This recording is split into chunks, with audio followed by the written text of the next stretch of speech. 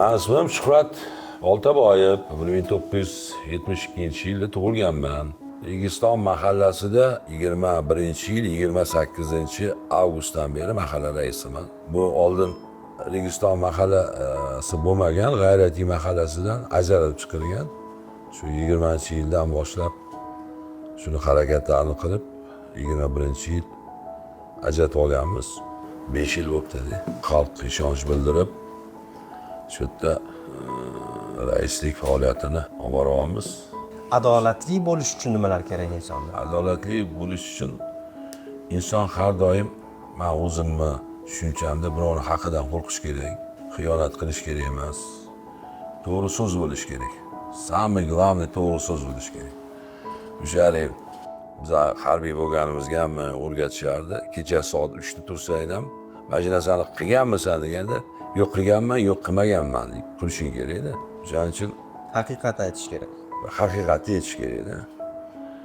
Agar odamda ozgina yolg'on yoki bir nima qo'shilsa shu ish faoliyatida o'zi adolat ham, haqiqat ham nol bo'lib ketadi. Yolg'on ko'p narsaga olib keladi-da. Chunki adolatni ham, haqiqatni ham kesib oladi. Yolg'on, yomon yolg'on men qo'rqaman u narsadan, yolg'ondan.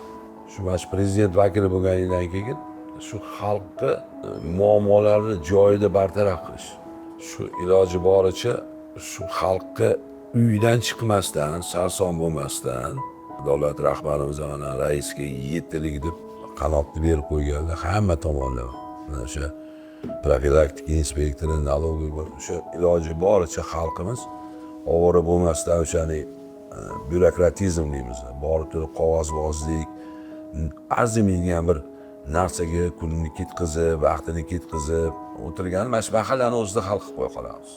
Самый главный fidoyi bo'lish kerak odam. Fidoyi bo'lish kerak. Shu mahallaga birinchi uchun mehr berish kerak. Mahallaga mehring bo'lmasa, kunim o'tdi deb yursang, u men rais deb o'ylamayman odam. Самый главный shu mahallaga mehr berib, shu insonni, o'sha har bitta insonni o'ziniga podqod topib, o'sha qachon pikka chiqadi rais? Qachonki любой odam kelib raisga dardini ayta oladi. O'shanda rais o'zi professional rais bo'ladi. Bitta narsaki mahalladoshimiz shunchalik bir yaxshi insonlar deb bo'laman-da, ko'pchiligi murojaat qilishadi. Rais agar kimdir qiynalayotgan bo'lsa, kimdir gazi pulni tamom bo'lib qolgan bo'lsa yoki sveti yoki kontrakti to'lolmayotgan bo'lsa, ayting. Men shu yordam bersam. Shunisi qanaqa insonlar bor. Men ularga, "Men sen boyvachchasan, pul ber." Men o'zi chiqishadi. O'shanda halol rais deb men qachon bilaman? O'shanda to'g'ridan to'g'ri o'sha odamni o'ziga bog'lab qo'yish kerak. Xavfsizlik, tinchlik. Mana o'tgan yili mahallamizda bir voqea bo'ldi-da, may oyida. Bir qora jentra paydo bo'lgan. Bu qora jentra bir uyni poylagan. Shu mahalladoshlarimizni e'tiborligi anaqa sabab uchastkavoy profilaktika inspektoriga xabar bergan. Shu mahallada mana shunaqa mashina bir kundan beri turibdi. Bez nomer. Profilaktika inspektor sразу joyiga chiqqan. Borib holatni o'rganaman degan. Qora-vasetligi shu yigit. Men xodimman deb tanishtirgan. O'zini. Удостоверение ko'rsatgan. O'sha mulyaj ratsiyada nima ulab olgan, действительно maskada bo'lgan, maska topib olgan.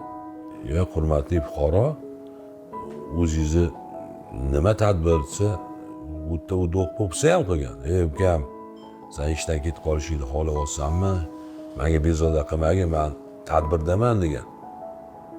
Shunga qaramasdan profilaktika inspektori Yusufjonov Bekzod, "Okajonim, o'ta tadbir bo'lsa, boshqa bo'lsa, biza bor, biza orqali bo'linadi." Yo'q, bu yoqda xavotirga tushgan. Inspektor xabari bo'lish kerak. Xabari bo'lish kerak degan. Keyin bu yerda bu inspektori bir ideya kelib qolgan. Ratsiyada yordamga chaqira olman deb axborot berayotgan bo'lgan. Lekin yordam chaqirmagan. Shunda ham bir anaqa ko'rsatganda o'zidan ideya bo'lgan. O'zi cho'chigan. Keyin o'shanda qochish harakatini qilgan. Bu qochgandan keyin orqasidan quvlagan.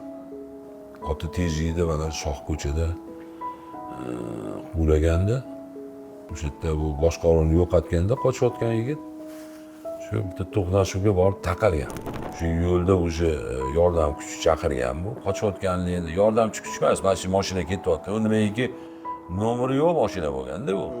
O'sha payt bu ushlagan, u yigit o'sha urilganda, airbaglari ochilib ketganda. Menga axborot berdi, men yetib bordim. Uni orasida ham bir telefonlashdik. Rais dedi, shunaqa mana shunaqa yigit tadbir bo'lishi mumkin emas, yaxshilab tekshir dedi. Keyin endi baribir bilasiz-ku, xodim bo'lganingizdan keyin unaqa narsalar prosta bo'lmaydi bu tadbir. O'shanda bu o'sha airbag urganda o'zini yo'qotganda bu borib turib shu narushnikni solgan. Bo'lmasa u yigit shu sport janglari bo'yicha chempion bo'lgan. Shu ijtimoiy tarmoqlarda ham ko'rsatgan bo'lsa kerak.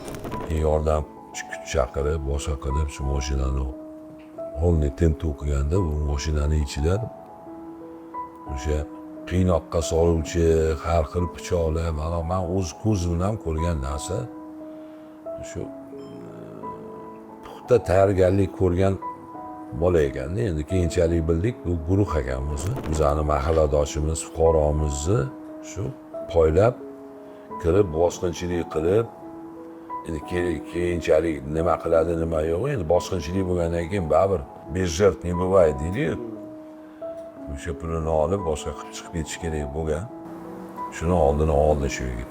Birinchidan shu mahallamizni fuqarolarning sezgirligi, profilaktika inspektorini o'z vazifasini to'g'ri olib borganligi deb o'ylayman-da.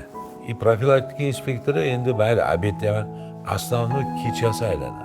12-1-2 bo'ladimi, o'zi profilaktika inspektori shu mahallamizda o'ziga biriktirilgan xizmat uyi bor, mahallaning ichida. Erinmaydi, uxlab olish yo'q, mas'uliyat sezadi. Bo'lmasa nima, mana ana o'zani mahallamdan profilaktika inspektoridan telegramda yozuvlarimiz bor. Rais buva, men aylanib chiqdim, mahalla tinch. Ya'ni Bag'dodda tinch deydi-yu. O'shanga o'xshab daklatib qo'yadi. Bundoq qarayman soatga. 1:30, bir xil payt 2. Men yozaman, Bekzod bor, uxlab qolgin, uyga borib yot deyman. Bolalaring yoniga bor deb yot deyman. Qo'ynim bo'lmaydi, Shuhraga deydi, borib deydi, shu aylanib chiqmaguncha borib yota olaman. Mana xalqqa ichida obro'si oshdi. Ishonchga kirdi shu Bekzod bizani tinchligimizni saqlayotgan.